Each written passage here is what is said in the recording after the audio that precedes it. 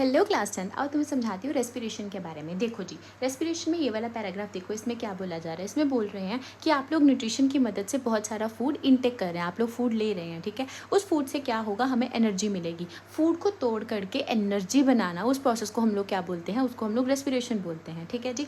तो क्या हो रहा है, जो फूड मटेरियल आप ले रहे हो उसका ब्रेक डाउन हो रहा है एनर्जी में, और वो एनर्जी को यूज़ करा जा रहा है डिफरेंट बॉडी के प्रोसेसेस को रन करने के लिए, ठीक है। अब इतनी सारी डाइवर्सिटी है ऑर्गेनिजम्स की, डिफरेंट वेज हैं कि ग्लूकोज को कैसे ब्रेक डाउन करा जाएगा। दो प्रोसेसेस मेन हैं, एक होता है एरोबिक, एक होता है एनारोबिक रेस्पिरेशन। एरोबिक में क्या होता है, कुछ ऑर्गेनिज्म ऑक्सीजन को यूज़ कर करके ग्लूकोज को ब्रेक डाउन करते हैं, कुछ क्या करते हैं ऑक्सीजन को यूज़ नहीं करते, फिर भी खाने की ब्रेक डाउन कर देते हैं।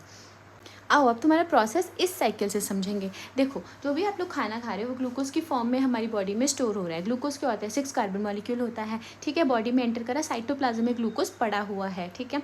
अब वो ग्लूकोज कन्वर्ट होगा पायरोवेट में, थोड़ी सी एनर्जी रिलीज होगी, पायरोवेट में कन्वर्ट हो गया, 6 कार्बन मॉलिक्यूल 3 कार्बन मॉलिक्यूल में कन्वर्ट हो चुका है, ठीक है। याद रखना है ये प्रोसेस हमारा साइटोप्लाज्म में होगा। अब देखा जाएगा कि बॉडी जो ऑर्गेनिज्म है उसके पास ऑक्सीजन कितनी है, बहुत है तो ये वाला साइकिल करेंगे, कम है तो ये वाला, अगर बिल्कुल भी नहीं है तो ये वाला। तो अब क्या होगा, अब तीनों प्रोसेस में आपको बता देती हूँ। फर्स्ट है एब्सेंस ऑफ ऑक्सीजन, ऑक्सीजन बिल्कुल भी नहीं है ऑर्गेनिज्म के पास। उस केस में क्या होगा, पायरोवेट कन्वर्ट हो जाएगा एथेनॉल में, थोड़ी सी कार्बन डाइऑक्साइड रिलीज होगी और थोड़ी सी एनर्जी मिलेगी हमको, ठीक है जी। नेक्स्ट हमारे पास क्या है, लैक ऑफ ऑक्सीजन, ऑक्सीजन है बट इतनी नहीं है, कम है। ये अब कब होता है, जब आप बहुत विग्रस एक्सरसाइजेस कर लेते हो, उस टाइम आपकी जो मसल्स है उस पर क्रैम्प्स पड़ने स्टार्ट हो जाते हैं, क्योंकि ऑक्सीजन अच्छी तरह से नहीं पहुंच पाती। उस केस में ये चीज़ होती है हमारी। तो उसमें हमारा पायरोवेट लैक्टिक एसिड में कन्वर्ट होता है और थोड़ी सी एनर्जी रिलीज होती है। लास्ट प्रोसेस क्या होता है, अबंडेंस ऑफ ऑक्सीजन, हमारे पास अच्छी ऑक्सीजन है, उसमें हमारे पास देखो कार्बन डाइऑक्साइड बनेगा, वाटर रिलीज़ होएगी और बहुत सारी एनर्जी रिलीज़ होएगी, ठीक है।